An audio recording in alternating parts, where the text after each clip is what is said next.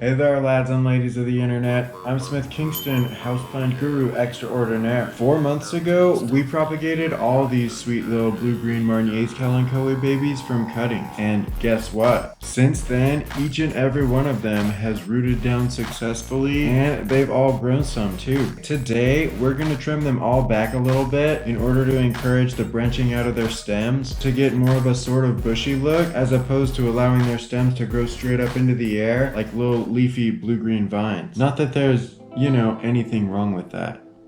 Real quick, I am here with Chloe Kalanchoe, Toby McSchmuter, and the strikingly attractive Lady Space Cowgirl, but you may notice that they're all a little quieter today than you may have seen them in the past, and I'll explain why that is at the end of this video. Also, I should mention that the little bits of Kalanchoe that we plan on trimming away from all these leafy lads and ladies, we're gonna pot those too, and we're gonna do some leaf propagation as well. Cause yeah, who can say no to more Kalanchoe? Alright guys?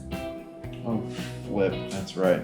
Alrighty then, let's get to it. So the first step in today's plan is to lovingly behead each of our leafy little fresh-rooted Kalanchoe cuttings. We're going to try to make our cuts in a spot that leaves plenty of Kalanchoe still attached to the soil in the old container, so that the already rooted plants can stay healthy and easily photosynthesize new growth, but far enough away from the tips of the plants so that the cuttings that we take can still be easily potted. So yeah, we'll make sure to leave at least 6 leaves below each cut, but also try to make sure that each of the cuttings that we take is at least 3 inches or 7.62 centimeters in length. And I think I'll take a couple cuttings from these other guys too, just so that we for sure have plenty of cuttings to fill the container that I have in mind.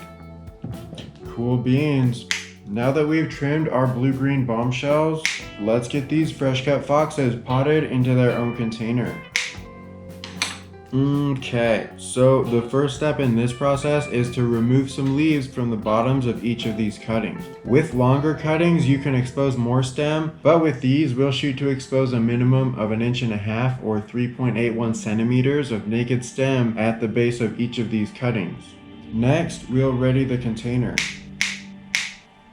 I've had this strange wooden antique box or drawer for a while now. I don't have any idea what it is or where it came from. I don't know, maybe if you recognize it because you're all caught up in the antiques game or whatever, then you can leave me a comment. I'd love to know what it is and what it was used for, unless you think that this box may have been involved in something paranormal or something sinister, or if it's valuable or rare.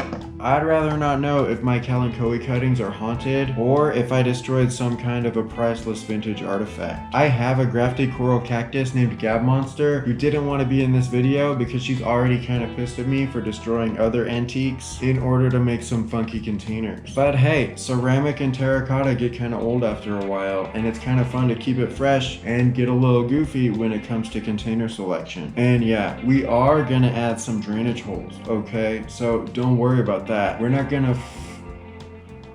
gonna mess around with non-draining containers.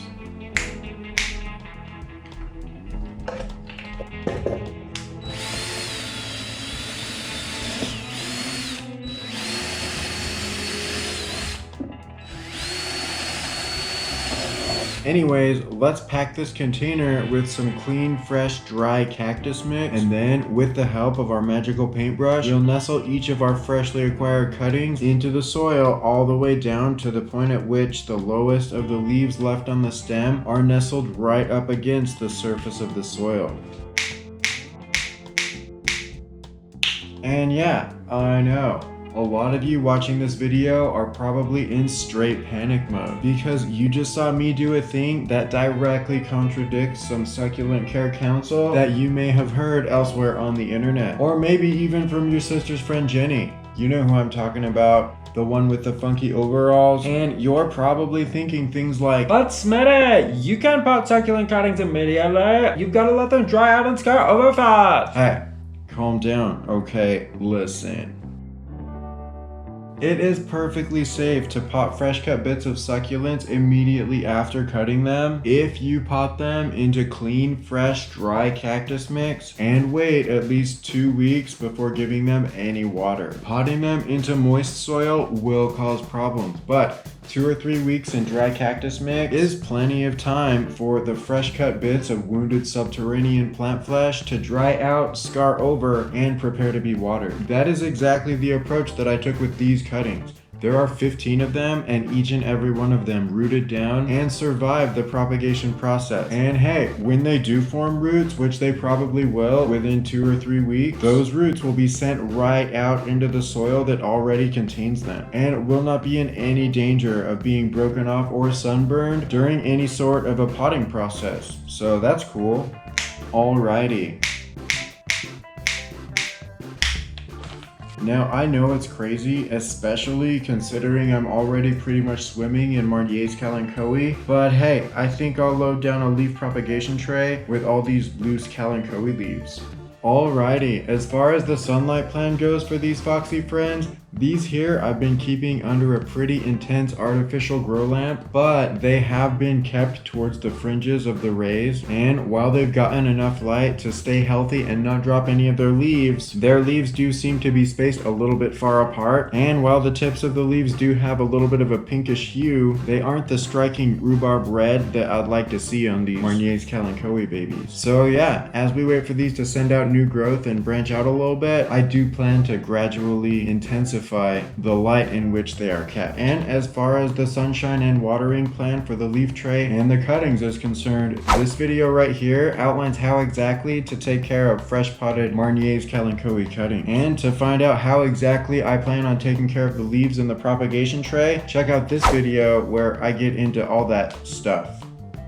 Okay, lads and ladies, hopefully this all works out great and we get lots of little branches on these freshly trimmed blue-green goddesses, new roots on these freshly potted foxy friends, and lots of little Kalanchoe babies on the little round blue-green leaves in this leaf propagation tray. Listen though, while things went off without a hitch as far as the rooting down of these Kalanchoes is concerned, that all happened in April, and this video is being filmed in August. This whole operation could go glands up. Either way, I'll try and remember to keep you posted. So yeah, here's a link to where I plan on posting the update video to this current video. Or maybe it's not a link to that video, but rather a link to the video in which we found out what was inside of a 465-day-old watermelon. Now, I did mention it earlier, but you may have noticed that the plants around me have been a lot quieter in this video than you may have seen them in the past. You may have also noticed that this video is missing the oodles of classily censored profanity that can usually be expected in the content that my plants and I so regularly produce. Now, this is not going to be a regular thing, okay?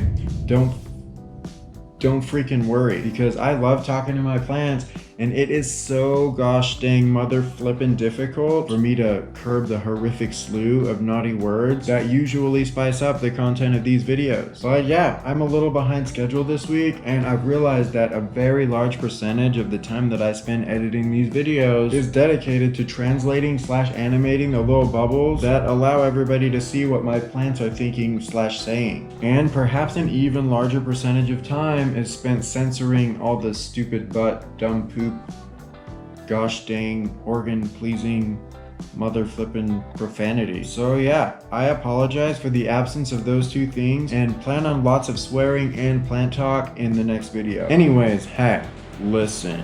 Do you like bad graffiti, worse jokes, wacky macrame, and pretty good advice about taking care of your houseplants? Well then freaking subscribe. Oh, dude, what the f***?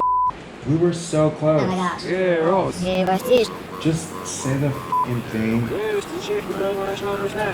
That's right. Click that notification bell too so you never miss a new video.